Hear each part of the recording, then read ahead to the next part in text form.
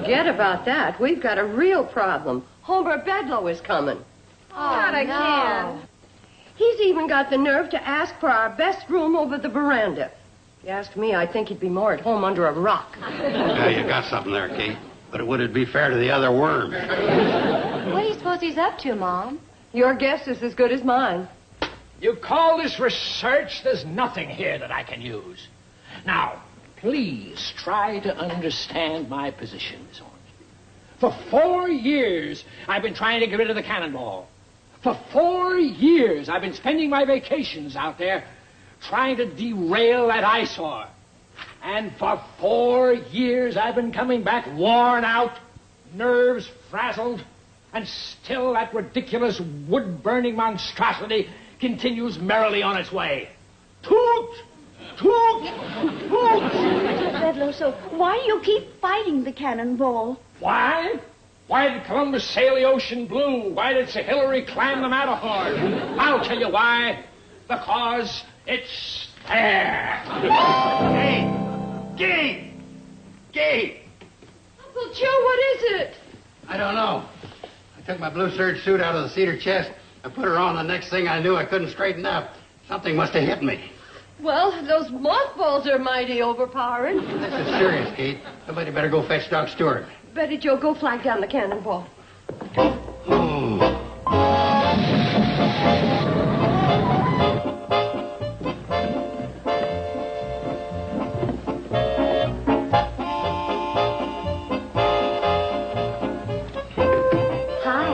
Dr. Craig? Hello.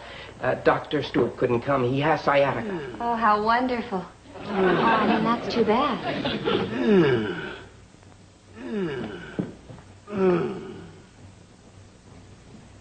Kate, if old Doc Stewart couldn't come, why didn't you get old Doc Sutherland?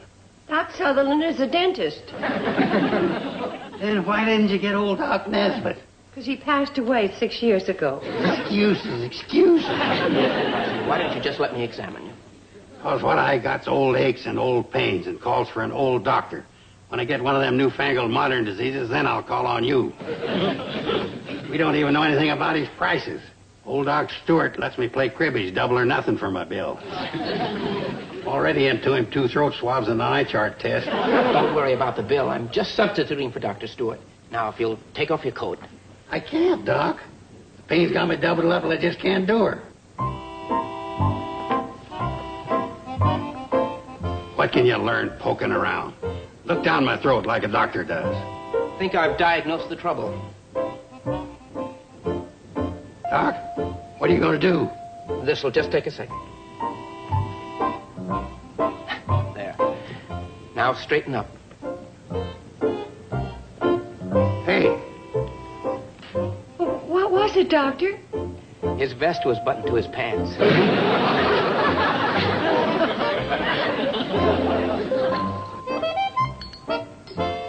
Let me pour you a second cup of coffee, Doctor. Thanks. Mr. Carson, I'm sorry if I embarrassed you. Believe me, it won't happen again. As a matter of fact, it can't. I'm leaving the valley. You're leaving? Mom, that's terrible. Gee, why? Simple economics. Just isn't enough business in the office for me and Doc Stewart. Maybe we could do something. Start an epidemic or something. I was just trying to help out. That's the emergency whistle. Boy, you're getting good at coming in late. What's up, boys? Trouble on the track? Big emergency. Fred Ziffle's pig Arnold has the sniffles. Oh, my God. Fred must be beside himself. Doc, better get aboard. He needs you pretty bad. What? This Fred Ziffle, he expects me to doctor a pig? Oh, I think he trusts you. You know, coming from Fred, it's quite a compliment when he allows you to treat Arnold. Sorry, but I happen to be a people doctor, not an animal doctor. Well, Doc, this may sound odd to you, but Fred kind of considers Arnold one of the family. Doc, if you're set on treating humans, you could look in on Fred's wife while you're there. Yeah, she's been sick of bed for a couple of weeks. Really? What happened? Caught cold lying in the draft of the pigsty. His wife? No, Arnold. I suppose a patient is a patient.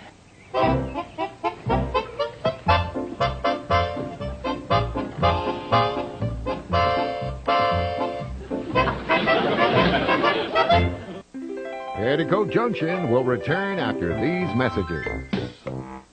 And now, back to Petticoat Junction. Mom, I was just thinking, isn't it horrible? What? About Don. Oh, I mean, Dr. Craig. What about him? That he's leaving the valley. Isn't it about the most tragic thing that's ever happened? Well, I wouldn't exactly rate it with the locust plague or the flood of 54, but yeah, it's too bad, I guess. Just think, I mean, how many really eligible bachelors are there in the valley? Why do you think you cared, as long as Steve Elliott was one of them? Well, it never hurts to have a spare. Hi. Hi. Well, how'd it go? Well, I must have done all right. I got prompt pay. Is that what Fred gave you for curing his pig? Yep. And this cucumber for curing his wife. Well, it appears he was mighty grateful. Oh, and while I was there, I got another patient. Oh? A fellow named Crawford. He saw the train had stopped and came over to investigate. He said he was sorry that he hadn't been able to get in. 3? No, he owes me a dozen eggs. 11 if he pays his bill by the 1st. Oh, well, then you'll be staying here at least that long. No, not like. Wait a minute. Why not? Why not stay on permanently? What do you mean? How? Well, Fred Zippel, Henry Crawford. Well, there must be lots of people in the valley who can't get to town for doctoring because they don't have time. But if the doctor went to them... I get it. You mean make house calls from the Cannonball. Oh, Mom, you're terrific.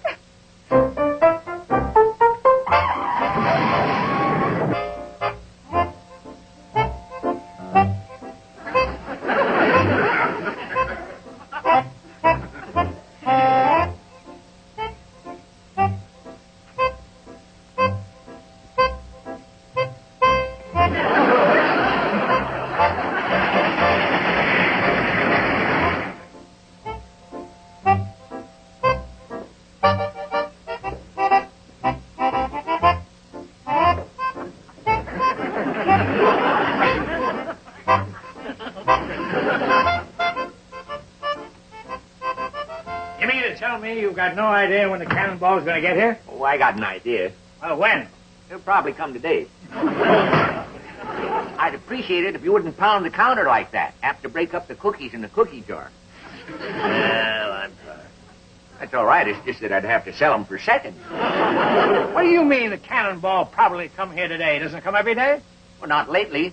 Not since Doc Craig's been doctoring people along the right-of-way. What's that got to do with it? Well, naturally, he has to work from the train. He can wait until he swabs a throat or delivers a calf. What sort of a railroad is this, anyway? Well, you ought to know. Your company owns it. But if you're really interested, I think it's a standard gauge with a 460 type wood-burning locomotive and a combination coach. That's not what I mean.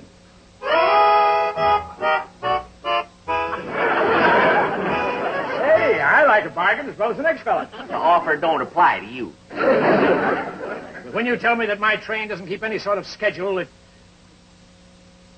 Wait a minute. That might be the break I'm looking for. Hello. Operator? This is Homer Bedlow, the vice president of the CNFW Railroad. I want to put through a collect call to my home office. Mm-hmm. Area code's 320 and the number's 555-3270. Dead. What? Yes, I'm phoning from Drucker's store. What? Oh, all right. Sarah says to say hello and save her 6 ears of delicious corn. He's got him. Got him. Huh? Yeah, well, what about my call now? Hello, Mr. Ormsby, this is Homer Bedlow. Now, will you please pay strict attention? Yes, I want you to look up the franchise on the Cannonball, paying particular attention to the regulation governing schedule maintenance. Have you got that? Yes, all right, I'll wait. Operator, I'm in the middle of a telephone conversation. Well, I know I'm just waiting, but... Oh, all right. Here, she wants to talk to you. Hi, Sarah. Oh, fine. Want to increase your order, huh? Well, that's what we're here for. Let's have it. Yeah? Uh-huh. Uh-huh. Hold just a second, Sarah. This is getting kind of long. Bedlow,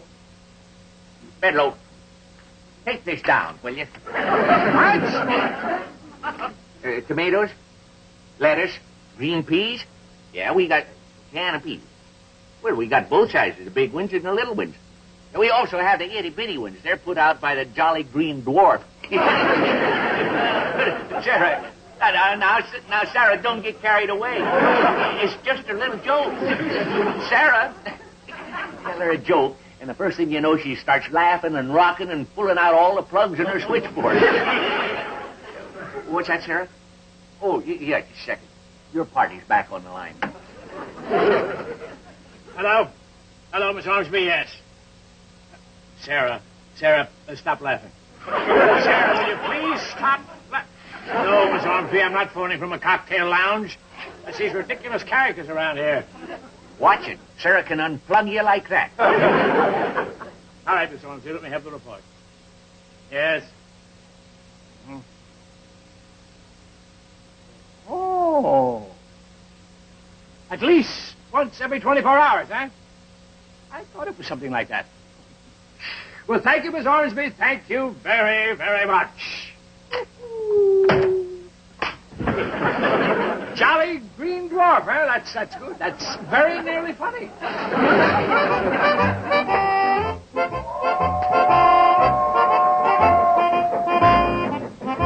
comes the good old cannonball. By the by, Mr. Drucker, I'd like to have your signature on a little statement. What sort of a statement? Oh, just the simple facts you told me about the erratic schedule of the cannonball. Well, what a fella says talking and what he says writing is two different things. I mean, you refuse. I do. Very well, then I shall have to ferret out my own evidence.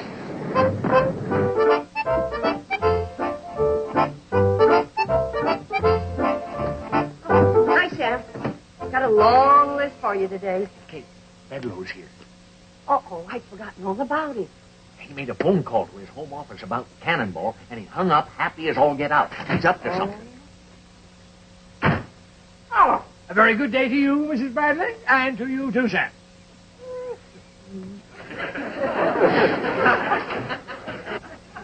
Did you ever see anything so sickening?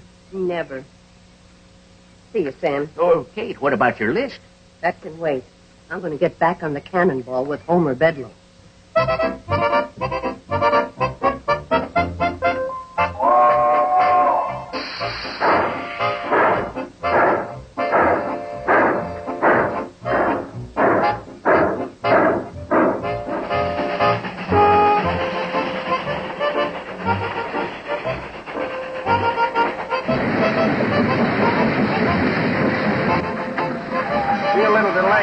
Bedlow.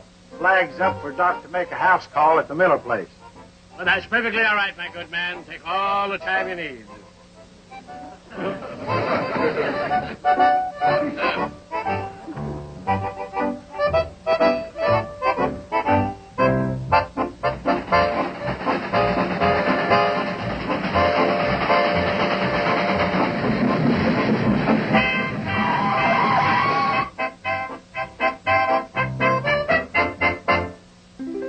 Petticoat Junction will return after these messages.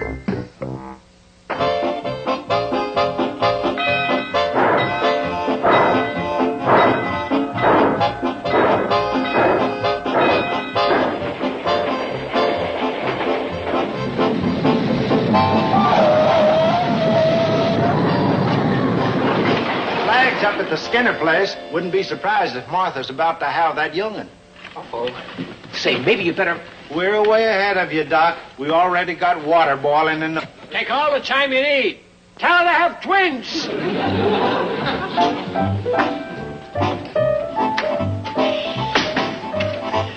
Well, I think I'll just step out and stretch my legs for a bit. Huh?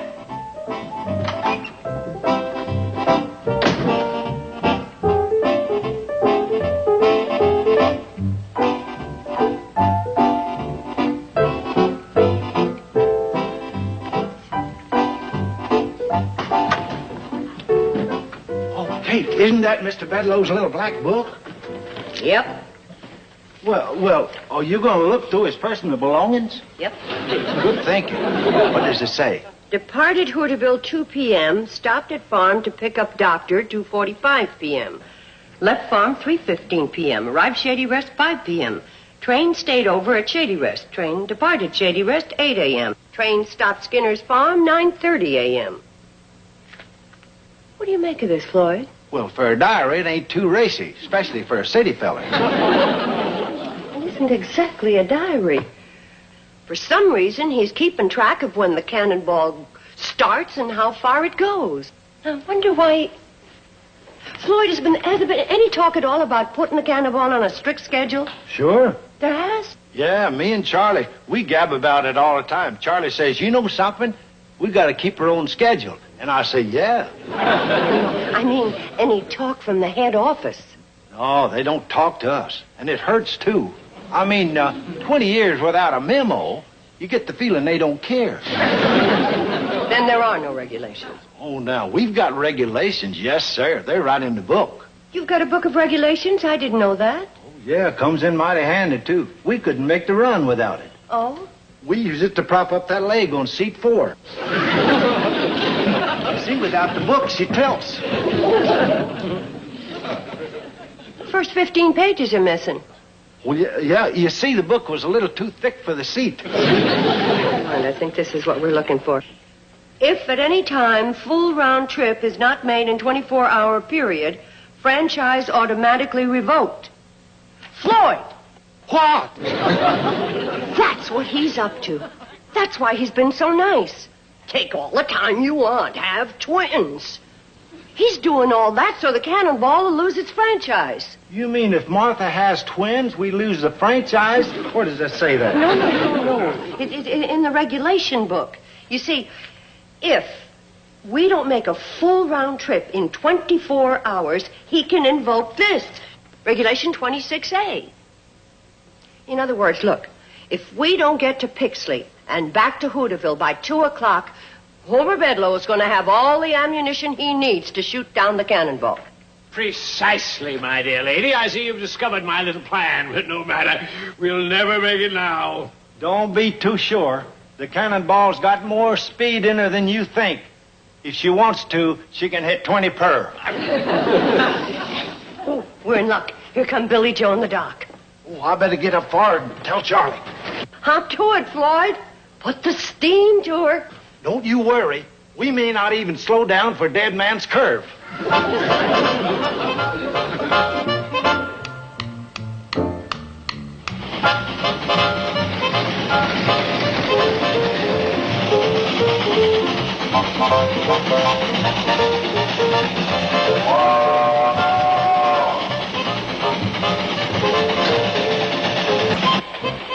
I think we're going to make it. You're not playing fair. We only stopped 2 minutes in Pixley to turn around, and that's an important terminal. It's also important to keep the cannonball in operation. We're going to beat you, Homer Bedloe. Yes, but by what means? Whatever happened to it's not whether you win or lose, but how you play the game.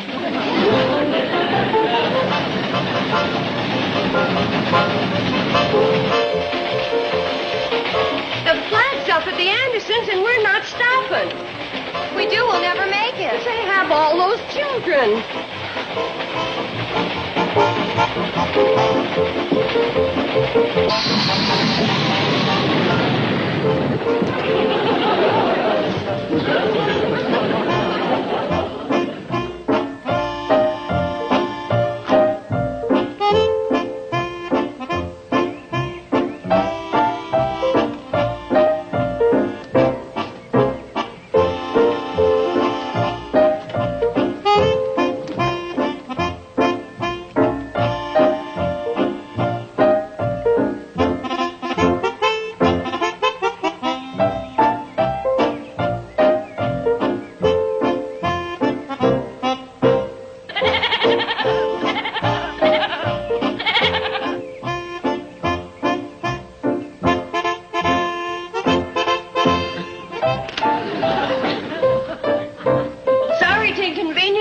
But the doc's going to have to do his doctoring en route to Hooterville. So find seats for yourselves. Come on, sit down. Oh, yes, I forgot about him.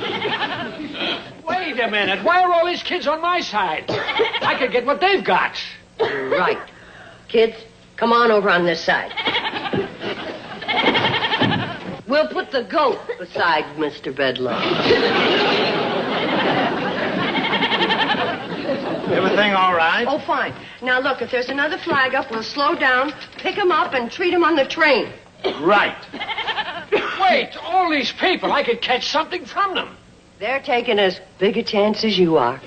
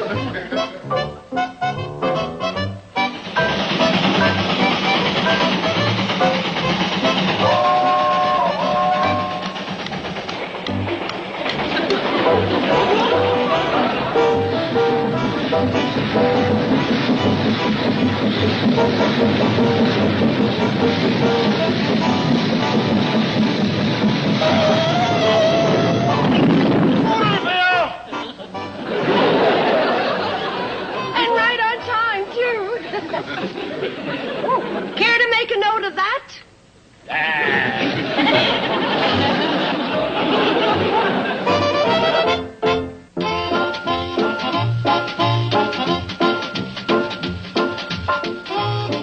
Next up here in TV Land, your chance to catch up on the happenings around Hill Street Station. It's 5 straight episodes of Hill Street Blues ahead. And as always, shown in their original broadcast order. Stay tuned.